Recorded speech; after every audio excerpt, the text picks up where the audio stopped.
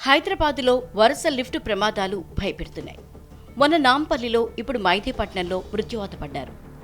ఆసిఫ్ నగర్లో నిన్న జరిగిన లిఫ్ట్ ప్రమాదం వెనుక నిర్లక్ష్యం కనిపిస్తోంది. లిఫ్ట్ గేట్ డోర్ మధ్య ఇరుక్కుని బాలుడు చనిపోయాడు. సంతోష్ నగర్ కాలనీలోని ముస్తఫా అపార్ట్మెంట్స్లో మెన్స్ హాస్టల్ నడుస్తోంది. ఈ అపార్ట్మెంట్ వాచ్మ్యాన్ కుమారుడు సురేందర్ ప్రమాదవశాత్తు లిఫ్ట్లో ఇరుక్కుని ప్రాణాలు కోల్పోయాడు.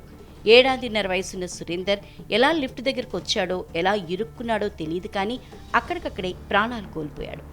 2 వారాల క్రితం ఇదే విధంగా నాంపల్లిలో ప్రాణాలు కోల్పోయాడు బాలుడు అర్నవ్.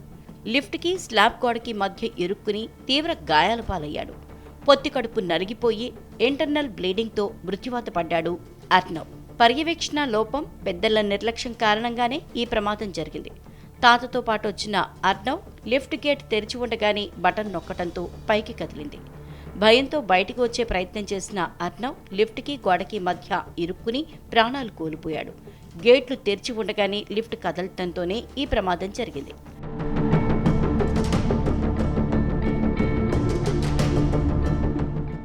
రెండు రోజుల క్రితం సిరిసిల్లలో లిఫ్ట్ ప్రమాదానికి ప్రాణాలు కోల్పోయారు పోలీస్ బెటాలియన్ కమాండెంట్ గంగారాం.